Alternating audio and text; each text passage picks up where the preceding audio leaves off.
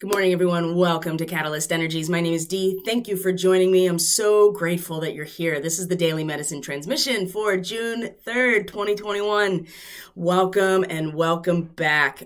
Thank you all for joining me today as we navigate these energetic waters together. And speaking of energetic waters, we do have our moon still currently in Pisces, but is going to transit to Aries today. Wow, we are really in a position right now where we need to clear away some debris, some unnecessary programming. And, in Pisces, it's really just unavoidable, isn't it? You cannot hide from yourself. And Pisces, it's so difficult of a position and an area of the zodiac and the archetype that it represents, because for all of the beautiful, transcendent, dreamy, connective, unconditional love that this represents, and we're going to see it in the reading today, for as much as this all is represented in Pisces, it's also where we cannot hide from ourselves. We cannot hide from the truth. We cannot hide from ourselves. And it's always the 12th house where if we have not contended with all of this, whatever this is for us, it certainly is, in fact, the house of our undoing. And our moon very early this morning, very late last night, depending on where you are, did cross over Neptune and Pallas Athena, the goddess of wisdom and strategy. She is in a conjunction right now with Neptune in Pisces. And we do have to be very realistic about our limitations. And not only that, what our actual role is. We each have a role to play. We each have a very specific position in this network of the matrix that will be unfolding. We still are working on the destruction of the old one. That is a process that has been in its process, right? That is a process that has been happening for quite a while, really since Pluto went into Capricorn. And boy, oh boy, when Mars reaches in that opposition to Pluto on the 5th, so that's 2 days from now, a retrograde Mercury is going to square Neptune. My friends, the shit is going to hit the fan. And it's really going to be about our ability to hold steady within this, the flying of poo everywhere. And the good thing about Mars being in Cancer is it gives us an incredible amount of courage and bravery to do exactly what it's meant to do in Cancer, which is to protect ourselves, protect our family, protect where it is that we feel the most stabilized and the most protected within ourselves. And Cancer in the 4th house is where we each individually draw our personal power from.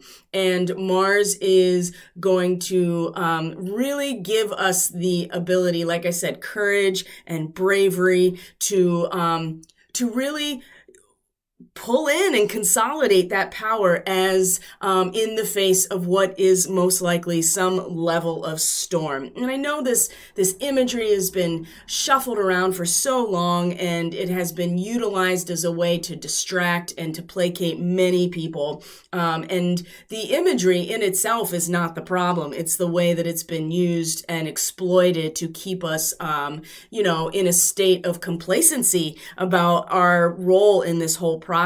So, but I do feel that when this comes on the 5th, this exact opposition with Mars and Pluto, these two malefic, Saturn too. Pluto is just Pluto. It's not good or it's bad. It's just death, right? And we saw that at the heart of the reading yesterday, that we collectively are really resisting this transformation and change on some level, that we may not exactly see it for what it is. We may not acknowledge it. There may be a lot of fear and loss. And we're going to find today really that there's only so far that our ego mind is able to take us. And we really do have to clear out the debris and the unnecessary programs that are running in order to make room for truth when it comes in. So let's get right into the astrology so we don't go for an hour and a half today, as much as I love to tell these stories. I think it's important too that we are able to keep it at a decent time frame here. So let's look at the chart for today. I hope everyone is doing well. Welcome back to my subscribers, my supporters. Thank you so much. You truly are the lifeblood of this channel and this work. And I would still be doing this work regardless. But the fact that you are here, this is so much more of a communal and relational type of experience, which is really what this is all about. Nobody exists in a vacuum, and our real power comes in our cooperation and in our relationship with each other. So thank you for being here. And if you're new here, welcome. It's great to have you here. And as always, when you interact with content, from independent creators like myself on these platforms, you actually do support the work being, available to a larger audience. So when you share, when you subscribe, when you like this video, when you comment on this video, all of those interactions actually are a way for the AI algorithm to learn and to, like I said, spread this out to a potentially larger audience and more people can see it. So thank you in advance, and let's get started. Here is our chart for today. This is the 3rd of June. I'm going to check the stream and make sure. Yay, Mega's live. Oh my gosh, I'm so glad that you're here. All right, so here we go. We are looking at the 3rd of June. Remember, we are still in eclipse portal time. I'm going to be going live tomorrow, as I do every weekday. And instead of doing the weekly astrology, we'll just get into the astrology of the weekend and kind of get ourselves, wrapping up some loose ends, maybe giving ourselves some perspective on things that have, especially because this Mars opposite Pluto is going to be over the weekend. So we'll really hone in on this because I want to give a very thorough report for the new moon solar eclipse and the lunar month that follows after that eclipse, because we have some incredible transits that are going to be happening as well. Saturn squaring Uranus, retrograde Saturn squaring Uranus. Mercury will eventually go direct during this next lunar cycle that starts with the solar eclipse. Mercury will be cazimi with the sun, will be in conjunction with the sun at the time of the solar eclipse as well. And so there is an incredible amount of power that is going to be displayed as a result of this next eclipse. So right now we are still working through the lunar eclipse energy and applying that to our lives. So, in the meantime, let's focus in on today, because there does appear to be, it feels like the focus for today, if you choose to accept it, is to really allow ourselves to, like I said, clear out the debris, clear out the old programming, and be very realistic with ourselves about what is our ego consciousness, making decisions and coming to, interface with information, and what is our deeper truth and our gut instinct. And we're going to find that if we have not been acknowledging this, if we have not been really doing this work to identify what is our inner voice and our higher self versus what is our ego. And that became, I think very clear yesterday with the sun in a sextile to Chiron in Aries, the sign of our ego consciousness. And when the moon moves into Aries today, this is going to be activated, right? Aries is the subjective experience of selfhood. It is the seed point. Everything in our personality holds all of the potential for the life to grow, whatever is in that seed, be it a plant seed, be a human life, any life really, even an idea, a timeline, an entire matrix of reality. It all starts at this very subjective experience of the ego consciousness and the selfhood that Aries represents. So when the moon comes into Aries today, this is about to be activated on a personal and emotional level that we're all going to start feeling into. And it's going to be, like I said, in Pisces, there's no escaping ourselves. And whatever programs are still running, whatever aspects are still hanging on to the ego consciousness from a former cycle, right? Because Pisces is the end. It's coming out. And so let's start there. This is at 1:13 a.m. Eastern Standard Time. So last night on the West Coast, moving east. And this is our moon in Pisces in a conjunction with Neptune, right? So being realistic about our limitations as well as our dharma was brought right to the surface. And since it was overnight or late last night, this may have, come about very much in our dream state. I know for me personally, I can speak to that. All of these old things, doubts about who I am, what I'm doing. And this is just, I'm not trying to talk about myself. I'm just giving you an example that I can speak to directly, which is what all of us really, it's the only thing we can actually do, is all of these things that, coming to bear, right? We have to look at what we have,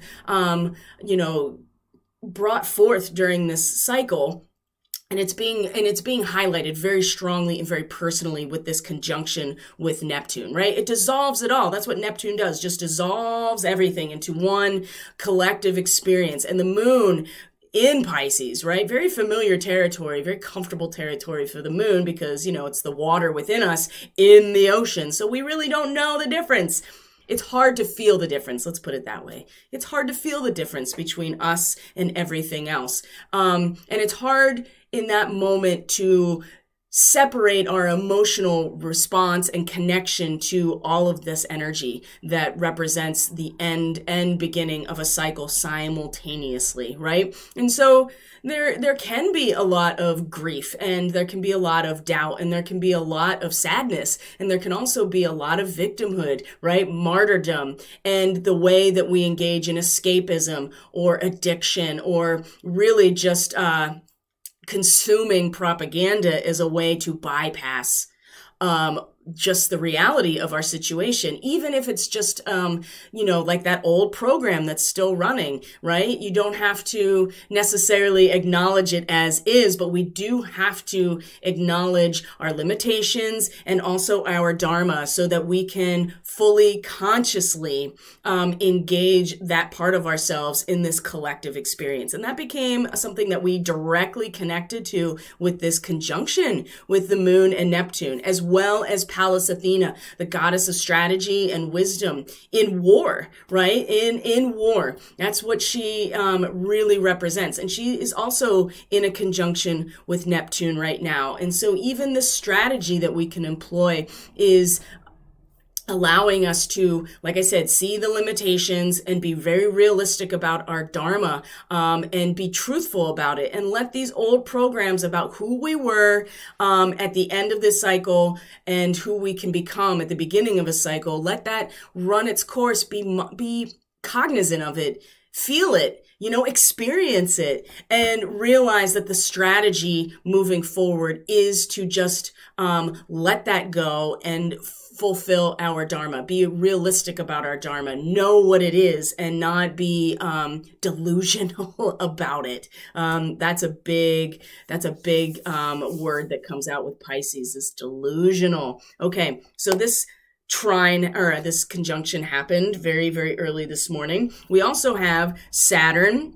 So there's a couple things happening. So Saturn and the sun are going to be in a trine. We talked about this yesterday, so we can move, and this is going to be after the moon moves into Aries. So let's actually back up here and just keep moving through this moon transit right now and show what's going on. So next we have, look at this, the square to Mercury retrograde. So this is a little bit of a preview about the big square that'll happen on Saturday between Mercury retrograde and Neptune in Pisces, right? This square here. So Mercury in its retrograde is starting to actually come back over old territory now. We are in a position where we can really utilize these inhibiting circumstances that we are really feeling and coming to recognize mentally, right? With Mercury.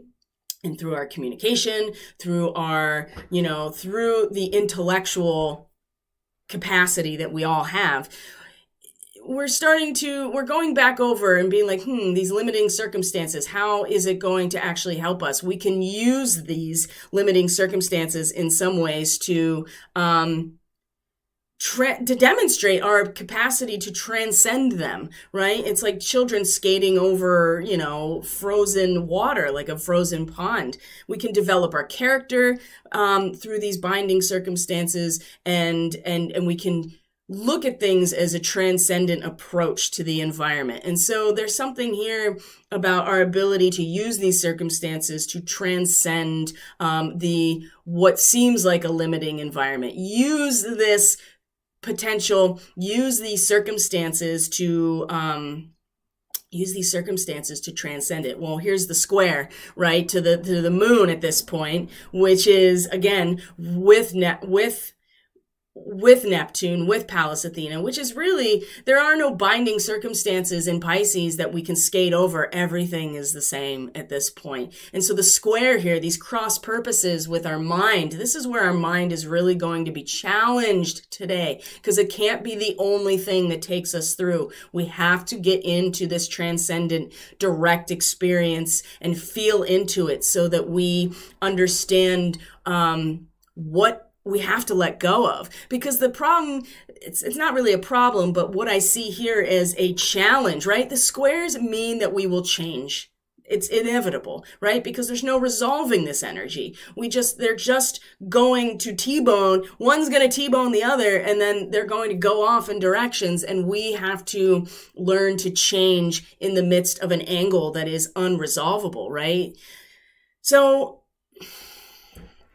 for as much as we want to use our minds, and Mercury being retrograde is really a blessing, because it's allowing us to go back over how maybe this has worked and hasn't worked. And again, it forces us to be realistic about these binding circumstances and our ability to transcend them, because we can't necessarily, like I said, we can't hide from the truth of ourselves. And eventually we're going to have to, that ice is going to melt, and we are going to fall eventually, right? You'll fall into the pond if you keep trying to skate over the ice.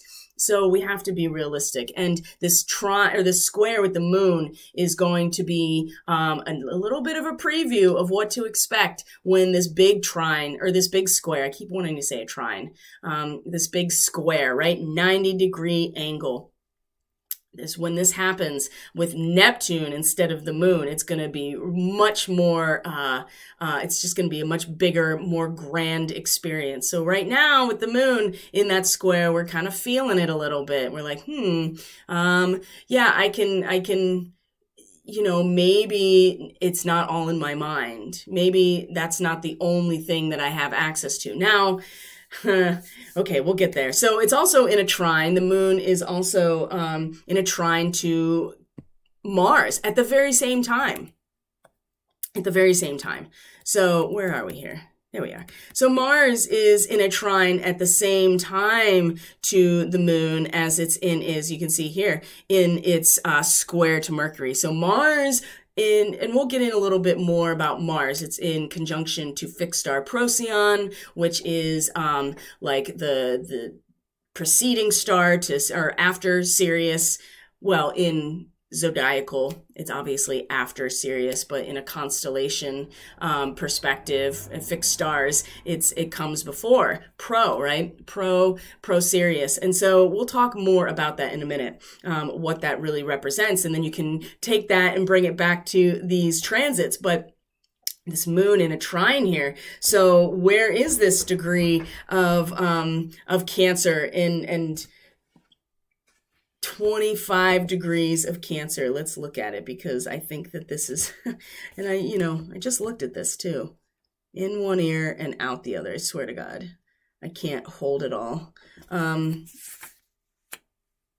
Yes. So what we do see is the response of spiritual, it's like an endowment, right? So we're very willful, which is a very Mars thing to begin with. And then Cancer too, we're willful because we're secure and we're emotionally safe in who we are, right? We're stabilized in late Cancer. There is an endowment or a providence that is offered to us when we integrate our personality in a healthy and full way, right? And so, there's a descent of power when we ourselves are secure, when we're stable, when we've done the work to consolidate our personal power, to really stabilize ourselves in the world around us. When we've done that, it creates the container, not just for the ourselves and our own personality, right? Cancer in the 4th house. But once you get to this point, it actually allows for something more to come in. Spiritual power, providence, right? Grace allows grace to come in, which seems so weird and counterintuitive for Mars. But this is, I just feel like we really need this energy right now. And we have for a long time in terms of protecting ourselves, protecting what's important to us, protecting the vessel of our own personal power, and being very vigilant about that, which is going to come in handy again in this opposition. I mean, we don't want to go one way or the other fully. We want to find that fulcrum. But this trine to the moon at the same, at the same time that it's in a square to Mars, on the one hand, we keep wanting to use these inhibiting circumstances, really skate over the surface, and demonstrate our transcendent quality here. But, what the real connection here is with this trine. Remember, I talked about yesterday, trines, 120-degree angle. It is the angle of an equilateral triangle, which means it's very secure, it's very supportive, and it requires no participation for us in order for them to support each other, right? It's just a water trine. And what is this trine suggesting? That if we work and we really put our own ambition and courage and bravery, and that Mars energy, that masculine warrior energy towards, integrating our personality and making space for the truth, it will come in. And as a result, there is also, and this is about, again, being realistic about our dharma and our limitations, knowing that interdependence is really the name of the game here, and that we all have to be playing our own individual role in order for this to happen. This is a beautiful trine here because it's less about the mind and more about the spirit and more about our emotional stabilization and the integration into our personality, beyond just our ability to interact with the immediate environment through our mind. This is really important that we are coming to terms with the feeling-based, emotional, and spiritual nature of ourselves and this process, and not getting hyper-fixated on the communication and the realm of the mind. Because if we do that, then we have to be realistic about what's our ego talking and what's our higher self. And when we get into the reading, you'll see it's spelled out pretty clearly. So, and then from there, the moon is going to sextile Pluto. So Pluto's coming back into, Pluto retrograde's coming back into focus here. So what is this sextile? Well, as we get to the end of Pisces, for all of the diffusion and the seeming loss of power and giving ourselves over, this is the time of Pisces where the power is starting to consolidate. It's starting to come back into a form of a seed, right? It's starting to pull back together all of the karma, all of the energy. Every decision we've ever made is dealt with in Pisces and directly faced, right? And felt. And so now it's starting, we have everything we need, everything is coming to fruition, and then we are eventually going to come into the Aries point where that seed point is activated within us, right? So before that happens, everything we need, we can invest here into Pluto retrograde, which is going back over all this territory from March 2020, which is essentially from the beginning of the scamdemic from until now, right? Pluto going back over and making sure, and I mean, it's no accident that you see things coming out of the news that are absolutely in line with, oh yeah, let's go back over that and really, really pull out all of the deeply embedded programs and pests and all kinds of stuff that we didn't see the first time around. This is very difficult with Pluto, and as we saw in yesterday's reading, the death reversed. I mean, this is very much about Pluto retrograde, going back over all of this. So this sextile is saying that we have everything that we need within us. This cycle is completing within us. We are being realistic about our dharma. We are being aware of our limitations and what that means and how it all fits together into an interdependent collective experience. We can invest that into this destructive Pluto energy of the matrix, the old guard that it represents, and be, know that we have everything that we need in the face of this, right? And so we can apply this energy, we can invest this energy, and vice versa, right? Pluto, in some ways, destroying everything in a physical way. We can invest that into a very personal experience of, well, I still have everything that I need that is culminated within me. I don't need everything that's falling apart around me, because everything I have is here within me, and it's being highlighted. So that's a beautiful connection today before the moon actually moves into Aries. So it's important. And this has all happened this morning. You can see right here. I mean, this is all before even this transmission. So, and then we move into Aries, right? And this is where it gets interesting. So number one, we have, as we see here, you can see it almost exact to when the moon moves into that first degree of Aries. The sun in Gemini will be in a trine to retrograde Saturn in Aquarius. I've talked about Saturn in this position for weeks now because it has been here for a while in its, direct and then retrograde. The tunnel that we go through in order to upgrade ourselves, right? Human evolution is based on a conscious decision to do so. That is what the Aquarian archetype really represents, our ability to upgrade and to make a conscious choice, a conscious decision about our evolution and the future. It's very humanitarian in Aquarius, but the tunnel is constricting now and this is why I've talked about the narrow path. It is getting narrower and narrower. And that was pretty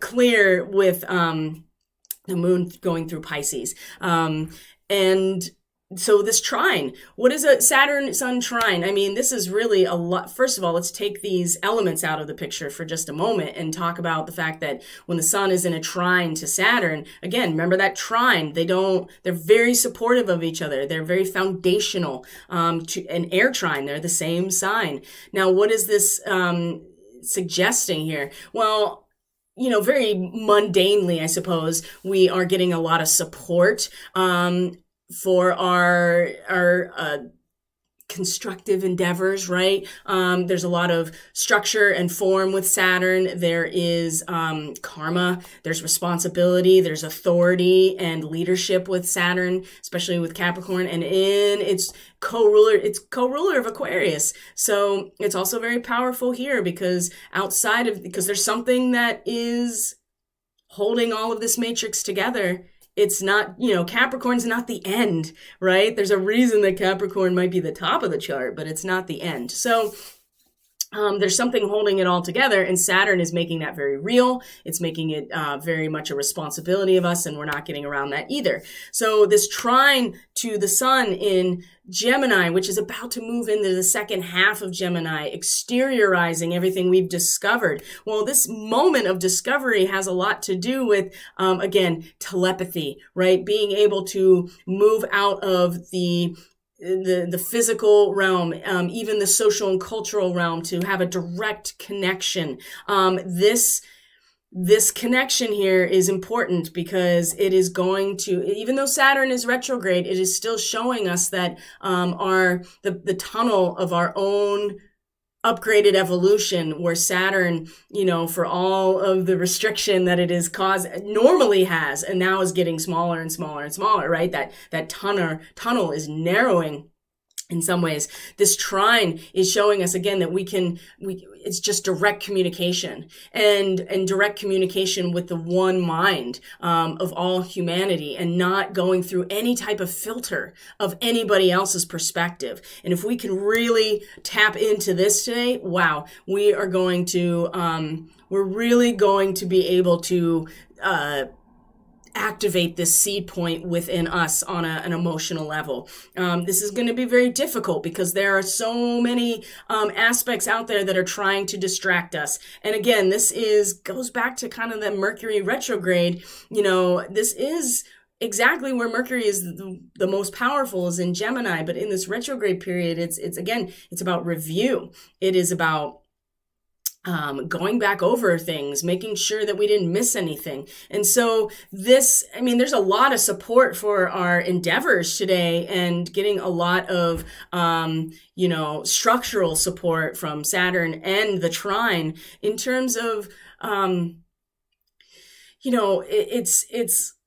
it's not just about our own mind. And that's important to remember about Aquarius. It's the human, it's the larger mind. It's the collective third eye with Aquarius, right? The energy that holds it all together. And it's through our third eye, for instance, that we can really tap into it. This is where Uranus comes into play.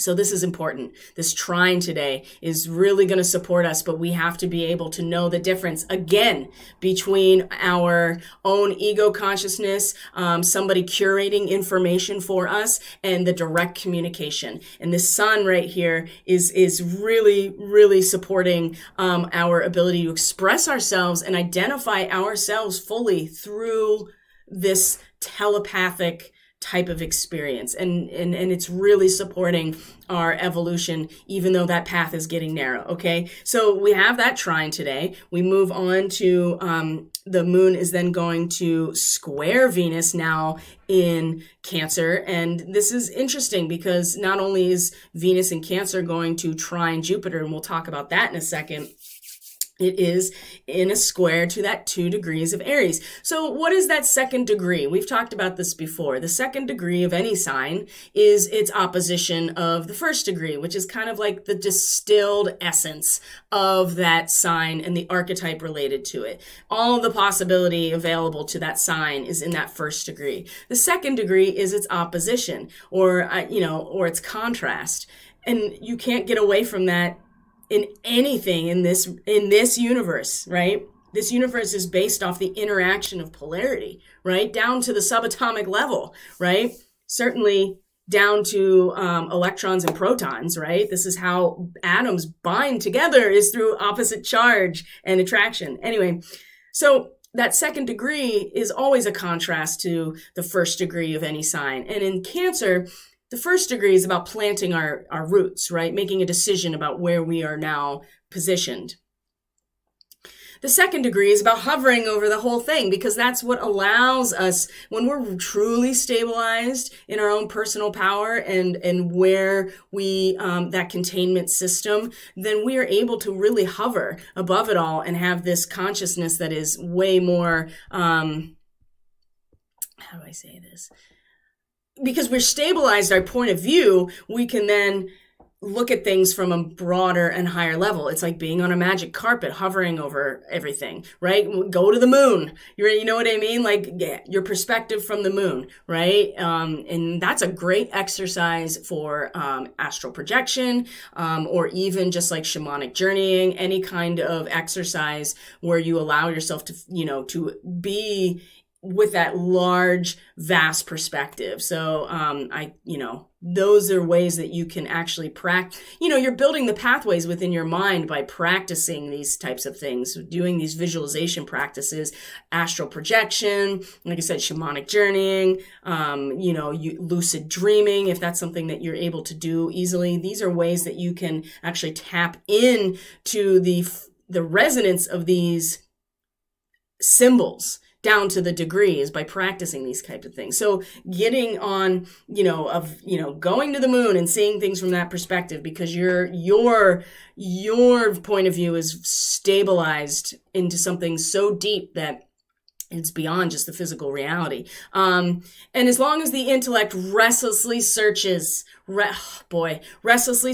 new horizon, it is, it's confused. We're going to confuse ourselves. And so what's interesting about this, connection here is that, we accept a stable focus, and we raise our minds to this point of observation here so that we can see things from a much truer perspective, I guess.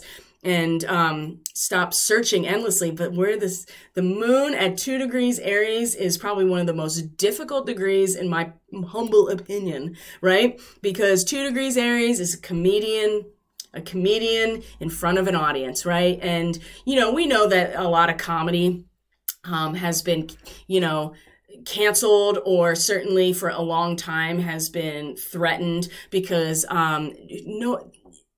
you can't control people unless with the jesters and the tricksters and the comedians of a society holding that mirror up.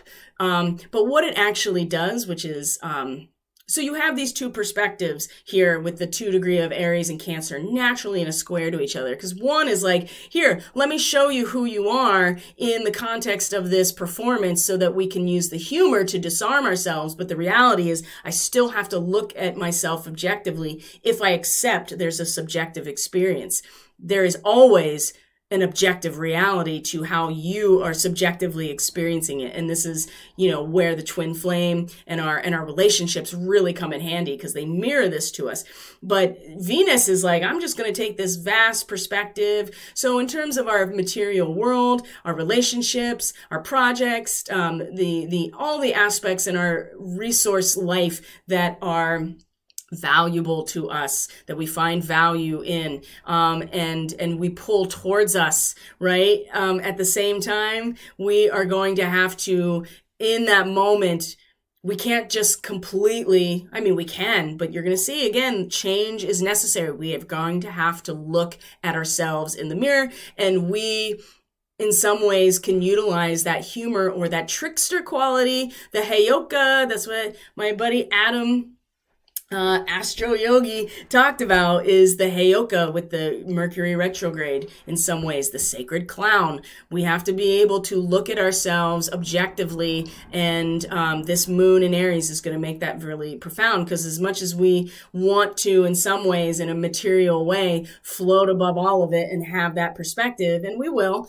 you know what I mean? The cross purposes here is going to be a very personal and very emotionally charged experience of having to look at ourselves in the mirror and get a good laugh out of it, hopefully. And sometimes if we take ourselves too seriously, that, we struggle with that. So that's something to consider as well. And then Venus from there comes into a trine with Jupiter. So again, we have this overarching perspective, on the magic carpet, up on the moon, seeing everything from a much wider perspective, because our sense of material reality is very stabilized in some ways, in who and what we value in our families, right, where we belong.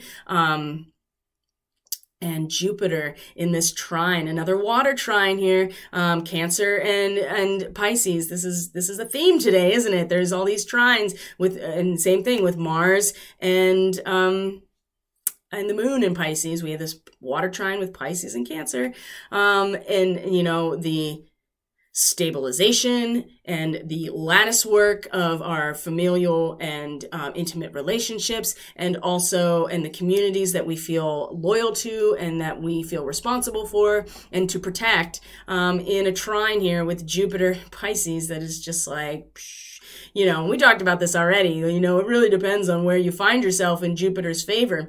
Jupiter, the benefactor and the representative of our collective belief systems, our philosophies, the truth. The squirrel hiding from the hunters. Interesting, isn't it? That, for as much as Pisces is, we all come together at the farmer's market, right? And it's at that point, it's, the season is over and it's time to bring it all to market, and you take what you get. Right? You take what you get, and it's all the benefit of coming together. Well, for all of that too, there's the vulnerable and the small that have to also be cautious and protect themselves from those who would want to hunt them. So it just really depends on Jupiter, what Jupiter is doing and who Jupiter is protecting, because it really does depend on who is in Jupiter's favor and who Jupiter is just like, you know what?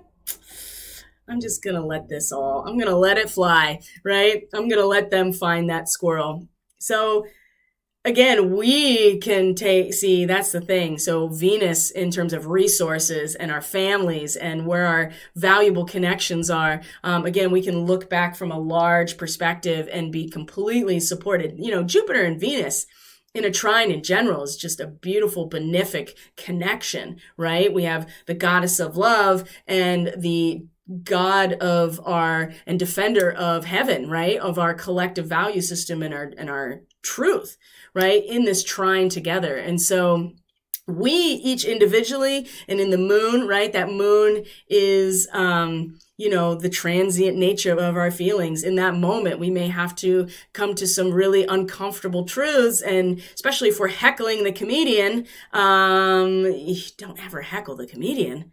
God, that is like some people, I'm a big fan of stand-up comedy. And I'll tell you what, that I've seen so many people just get ruthlessly ripped apart because they had the audacity to heckle a comedian. Oh, it's their job to do that. So I don't understand people that do that. So anyway, we may have to contend with that on a personal level, but Jupiter is absolutely on a much larger level, expanding on this area and protecting those who are vulnerable, and also maybe supporting that protection and that value, the value of that protection and caution, or or in the other way of looking at it is being like, well, you know what? Like those hunters need to find that squirrel, and that's just the cycle of life, right? That's the other part of Pisces. We're all in it together here. So this trine today, I think, is really going to give us the ability to keep that perspective from the moon, right? Or the higher realm on that magic carpet when it comes to these really strong familial connections and who's valuable in our world to us, right? Who has value, what has value. And then, that connection there is going to be where we can find some measure of solace or perspective, while the moon at that second degree of Aries is just like, okay, well, I'm just going to, like I said, the Heyoka, gonna put up that mirror and like clown you so that you can see things objectively for what they are. Because we can't see things objectively about ourselves when we're in our own body. It takes that trickster energy in some ways to turn it around on us so that we can see it. Wow. That's not very nice at all, is it? But it is what it is. This is why it's important that we're making room for truth, so that we know what it feels like when it's in front of us and we are not getting all bent out of shape because we're being clowned in some way. Now, the last thing I want to talk about in terms of astrology is that the sun, again, because it's in this trine to Saturn, is also making connections with Vesta. So the sun is squaring asteroid Vesta in Virgo, and Saturn is in a quincunx right over here to asteroid Vesta. So Vesta is having some issues here with both Saturn and the sun. Quincunx, right, means that we have to make an adjustment. It's an inconjunct, a 150 degree angle. You can see it here that that quincunx with retrograde Mercury with Pluto, for instance. You can see this green line. So Saturn has the quincunx to Vesta, and the sun is squaring Vesta at this position. So we are able to gain a lot of momentum and traction here in terms of our ability to directly communicate with this higher mind through telepathy, outside of all the normal modes of communication and even our own ego consciousness. But the issue here with Vesta in Virgo, which, by the way, is at Assyrian starseed marking now, okay? Vesta, the patron goddess of the Vestal virgins, the flame that is within us. This is going to go long again. I'm sorry, guys. There's just too much to talk about. The flame that is within us. This is and sustains us, sustains our community, sustains our family. The hearth fire, right, she's at a starseed marking for Sirius now. And so there is this, there is a really strong need to connect into our root power right now. Is that Sirius? Maybe. that depends if how this plays out in your own chart, and if you have Sirian starseed markings. It also is suggesting here that the seed of the next cycle is really only as strong as the root system of the plant itself, right? And that's what Virgo is all about. Virgo is the root system pulling all of the nutrients out of the darkness, out of the soil, like making something out of what is beneath and underneath, right, in the soil. That's what's happening during Virgo time of a growing cycle. The entire perspective of the plant shifts. The hormones shift, all of the growth and energy and nutrients go into the fruit, not into the vegetative growth or the flower. So while there is a lot of, like I said, there's getting a lot of traction with Saturn and the Sun right now, this connection to Vesta in Virgo is in fact forcing us to adjust ourselves, where that root power is really coming from, and also change will be a necessity when it comes to our root power, right? What ancestral line are we connecting to that is allowing us then to have a successful seed point for the next cycle? This is really important considering that the moon is moving into Aries now, and we are each having an emotional and very personalized experience of this Aries archetype, the seed point in and of itself. So we have to be very real with where it is we're rooting into. And I think we're going to have to address that as this quincunx to Saturn and this square to the Sun. It's all well and good here with this telepathy and our evolution as humans and our conscious evolution and the choices we make. But we have to be very clear with where our roots really are and what they're doing, because that's going to be really the power of our sustainment, right? It's really about the root system. And where's the root system grow? Well, it grows in Cancer, doesn't it? And we're going to be tested. We're going to be tested on the strength of our root system big time on Saturday. This opposition is no joke. It's no joke. So many of us are already prepared for this. We know what's coming, but not always. So, and something else to keep in mind is that the moon will also be squaring all of this. We'll square Pluto, we'll square Mars in Cancer, right? Because it'll be in late Aries. So not only that, but tempers are going to be flaring. That warrior energy is going to be right on the surface emotionally. So there's just a lot to look out for this weekend. Okay, guys? So let's move in. Oh, we almost forgot. Mars. Here's Mars in conjunction. Let's make sure it's here. In conjunction with fixed star Procyon. What is Procyon? It is it's in Canis Minor, the little dog. Oh, the little dog. Okay. Now let's talk a little bit about this fixed star. Okay. Because this is where Mars is right now. And it has been for the last couple days, but there was other fixed star conjunctions that were more prominent. And since this is the only major one, other than the nodes still being in conjunction to Aldebaran and Antares, let's not forget what this full moon lunar eclipse on the south node represents, right? The considerable releasing of a paradigm of belief about what we're here to do and who we're here to be. Now, Mars in conjunction with Procyon, right?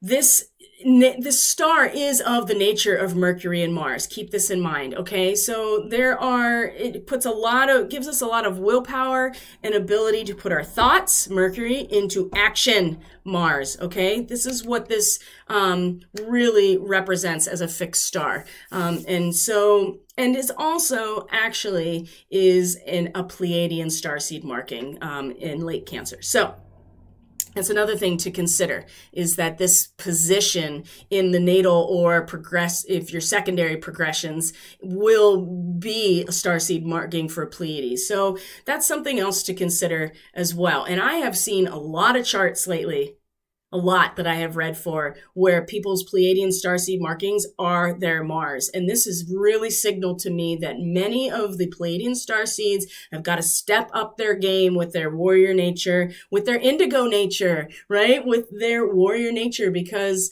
the tendency with Pleiadian starseeds is just to be walked over as the empaths that they are, because they don't want to start any shit. They want it to be all unity consciousness. And I get it. Believe me, I have my IC is the Pleiades. So this is where I'm gathering all of my personal powers from this place. But I'm telling you that I've seen this over and over and over, which is signal that people have got to align with the masculine part of their Pleiadian aspect, because it's not just feminine, even though it is in conjunction to Taurus. It also is about spanning the spectrum of our gender expression, right? And, part of that is being masculine. It's not all feminine empath. And it is that too. And really, it's about a balanced heart chakra. You don't get balanced heart chakra by being just feminine or just masculine. You have to bring it together. Anyway, I digress. So that's just something that I wanted to bring up because it's really coming out strong. So Procyon is the navigator on the Argo, right? The epic voyage in search of the golden fleece, which is really the gold, right? The philosopher's stone, the gold, the knowledge of our origins, right? What happened to make us who we are now? That's the golden fleece. And Jason and the Argonauts, that's what they were going after, right? It is this journey of illumination and to understand where we come from, the knowledge, sacred knowledge. And it's a knowledge that we've always felt deep down will heal us, right? And take us forward. Knowing where we came from, who we are, why we're here, all of these things fit under this. So Procyon is the navigator, right? What I think is really interesting is that it rules the left eye, right? The left eye. That left eye, that singular eye, that really reminds me of a very specific type of symbolism, doesn't it?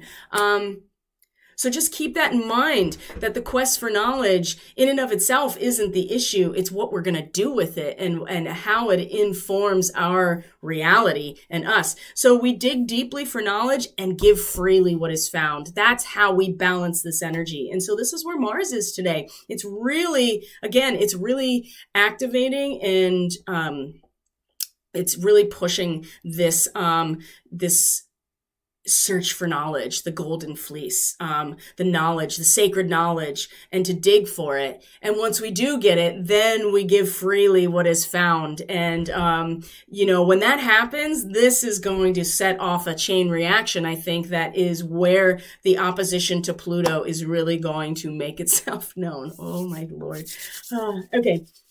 So Procyon, that's our fixed star tutorial for today. All right, guys, so let's look at the reading now so that we can see what intuitive messages have come in before I even looked at any of this to give us some guidance, give us some perspective, give us, some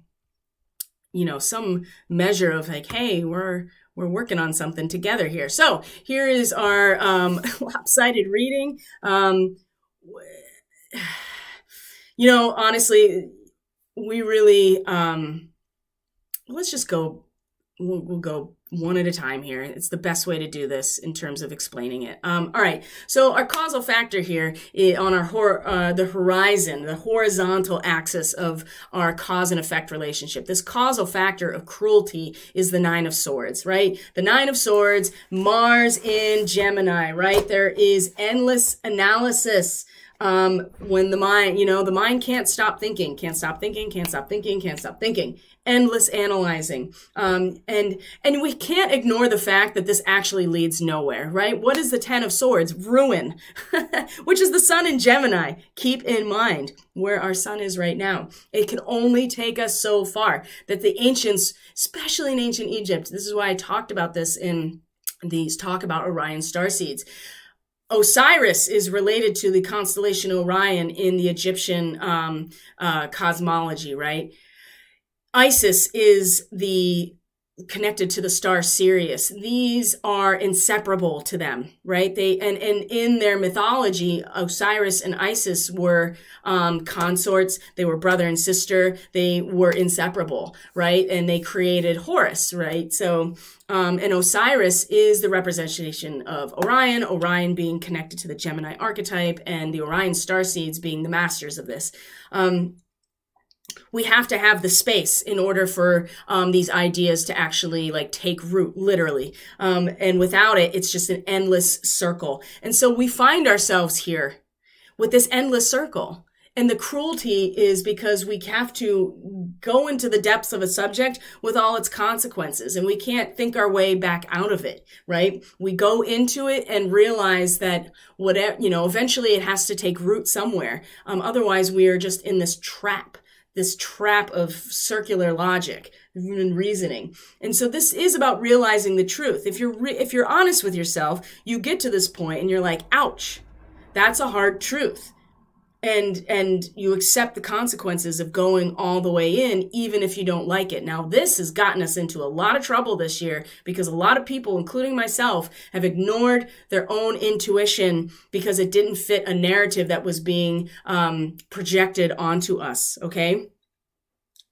We've got to learn this lesson. We have to. And this is what this reading is about. So we have this cruelty as our causal factor in terms of our own minds, like being cruel to us. And we can't stop analyzing, and we have to realize that it leads nowhere in just our minds, right? And we get to a point where we're like, ouch. You can see the blood dripping from the swords, right? It's painful. It seems cruel because we have to come to cold, hard truth. Now, this is the causal factor. Whatever this is in your life, right? This is going to be reflected in everybody's personal life and also in the macro. So we come to this current moment here, the heart of the matter for all of us. The Princess of Discs is reversed, right? So Venus in the earth signs. And as you see, this is also the very end of the cycle. We have a lot of court cards coming up this week as well. So a lot of the energy this week is about us and how we identify ourselves, how we are identified by others, how we really carry ourselves as individual personalities, a consciousness, and as spiritual beings, of course.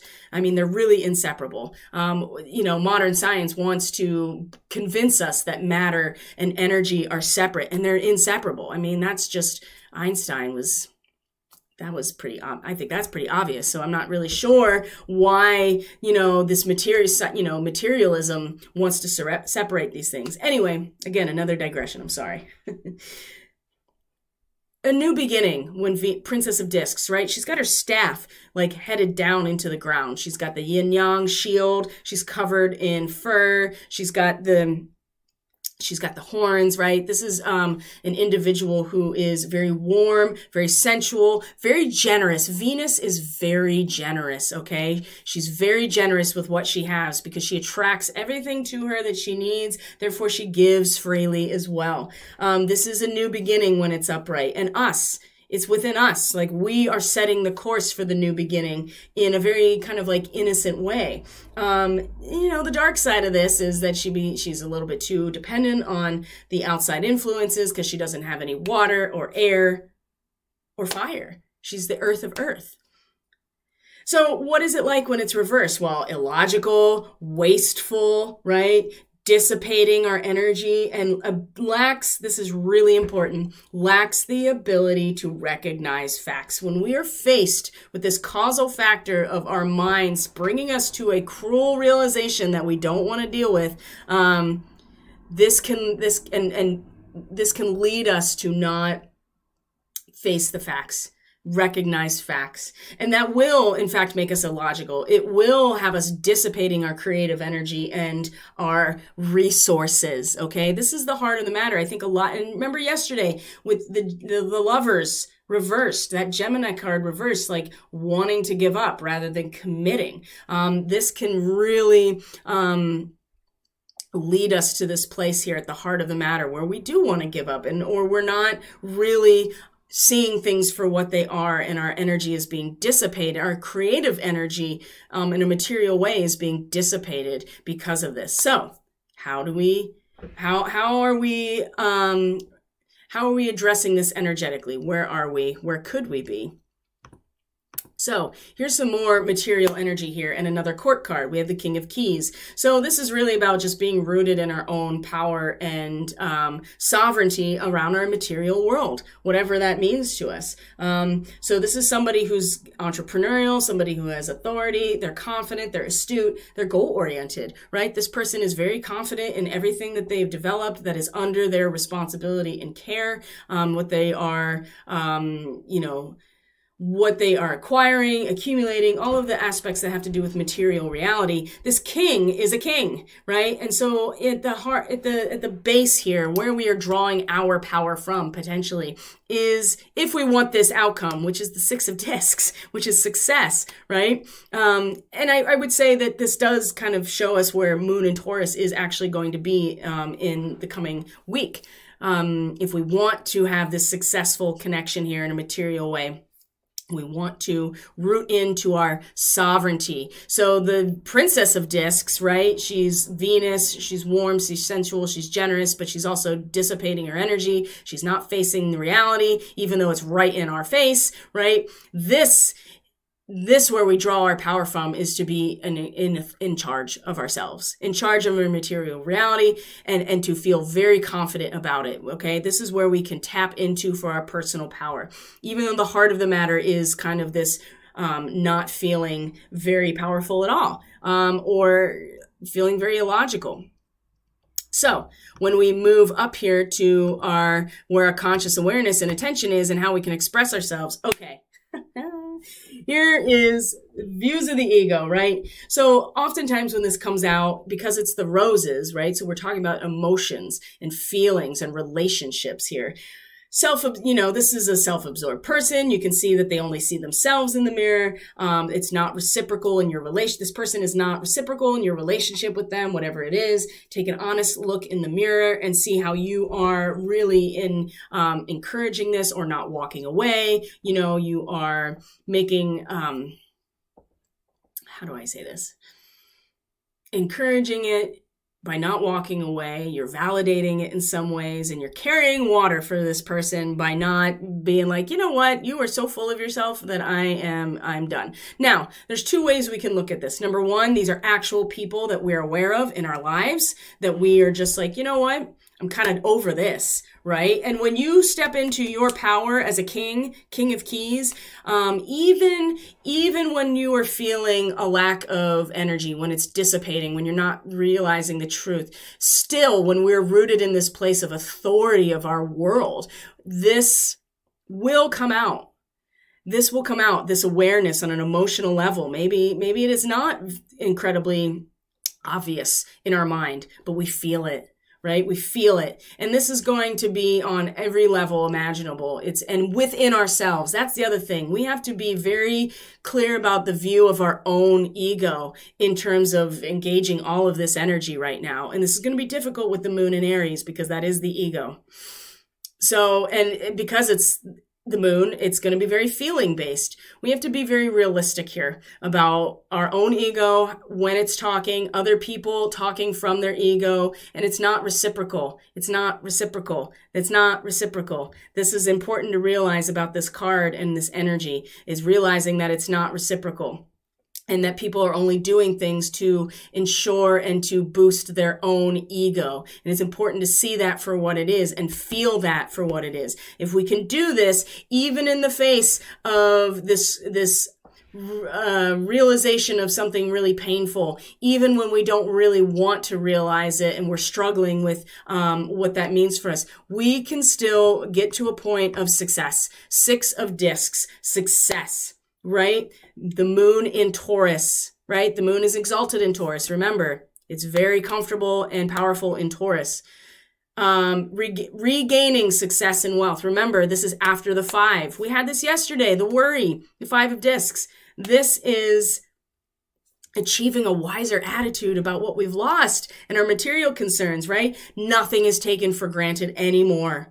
Material wealth is viewed in its actual value, not its projected value, especially by somebody who is only looking at themselves in the mirror, right? They're only going to see value in how it impacts their own ego, right? And this is about us coming to learn that we're not going to take it all for granted, and things are valued exactly how they are. Not how we want them to be, not how somebody else is telling us they should be, how it actually is, because we've learned our lesson from the lack and from the loss and the worry about the loss, right? So this is an overcoming of a material crisis. This is really good, but we have some serious work to do as a result. So where can we get some guidance and support here? Number one. Okay. Here's clearing the way. Speaking of 4 of keys, this is what a king does. He gets out there and he, regardless of what your gender identity is, everybody has masculine and feminine, right? The Pleiadians, that's what they teach us. Open heart chakra. We have all of these dualistic nature within all of us. All of us do. And so here we are. We bring these 2 facets together. The king of keys is like, you know what? I'm moving this shit out of the way, right? And that's very simple, that we need to be in charge. We need to be an authority over our own material reality, and we need to move stuff out of the way. And that means out of our own mind, out of our own ego consciousness, out of our field, out of our in material reality. We have to get out and do it ourselves. And when we align and pull our power in of being a sovereign, royal king, right? Somebody in total control of our material environment, we just get out there and get it done, right? Clear it out. And there's shit that just needs to be cleared out of the way. Like, we all have it, and it's just going to come out in different ways depending on what's going on in your life and where these transits are really hitting. And so it's important to take significant action to remove the obstruction, whatever it is. And it's important to keep your head clear. It's important to temper our action with calm and forethought so we're not wasting our energy, right? This guy starts chopping away, not maintaining a good pace, right? Just like going at it full force without really pacing himself. Then, we're dissipating our energy because we're angry, right? In the cruelty, we're like, chop it. And then we're just like, oh shit, I'm so tired. I can't get the rest of this out of the way. I guess I'm not going home right now. It's important that we pace ourselves, we temper ourselves with calm and forethought, and that we stay on it. And the honeybee, of course, it says, let compassion and forgiveness be your top priority. Okay, now there's something I want to bring up about the concept of forgiveness that has, that seems really strong about this right now, about clearing the way, being sovereign, being in control of our material world, and taking responsibility for clearing shit out. Now, part of this is clearing out our judgments, right? Forgiveness is a beautiful thing, and it's really not about the person or situation we're forgiving. It's about us releasing the baggage and the karma that is involved with that situation. When we forgive somebody, we are releasing ourselves from the bondage of that trauma, whatever it is, or that situation. But forgiveness requires that we acknowledge and accept responsibility for our own judgments. Sagittarius. The next step is to release them. So you have to acknowledge and accept responsibility for your own judgments that lead you to even having, before you can even forgive someone, because that's really that is really where forgiveness comes from, because we acknowledge and accept our judgment of that person, which has kept us bound to that situation. This is a really hard thing. This is one of the hardest things that we're all going to do, is releasing judgment. And the honeybee, compassion and forgiveness and unconditional love are part of the Pisces archetype. This is one of the hardest things we're going to do, is to acknowledge and accept responsibility for our own judgments, and in order to release them. And that might be the obstruction that's got to get cleared out of the way, right? And the forgiveness might be our way of clearing the obstruction, but we have to be compassionate. We have to offer forgiveness, and that means we have to turn that lens onto ourselves as well first and forgive ourselves, be compassionate towards ourselves, but then accept responsibility for passing judgment. And this, again, this is one of the hardest things that we're all going to do. This has been on the surface and being dealt with for the past year and a half. I mean, forever, really. But this has gotten very potent in the last year because many people are taking some sort of moral high ground, regardless of what position you take. It doesn't matter. Everybody's on a moral high ground, regardless of what you think about anything. So we have to release these things. And this is part of clearing the way. And when we do that, then we do let truth in and success, right? In a material way. The shark. Trust your instincts to discern the truth of the situation. Yeah. And this is important too, because how the views of the ego, right? If we're not discerning, if we're not trusting our gut, if we are not trusting our instincts, or if they have been distorted or modified by conditioning. Oh, psyop. That's a psyop. That's conditioning of our instincts and modification of our gut reaction through psyops. Which is, through our mind, right? We can't trust our mind exclusively. So this is talking, and, shark doesn't think.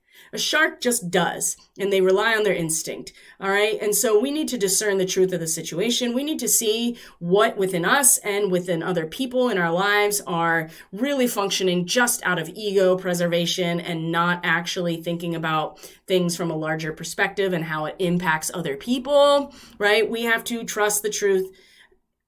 Discern the truth of the situation and trust our instincts. Now, part of this is the Oracle of Delphi is reversed. I keep holding my heart because it's just so overwhelming right now.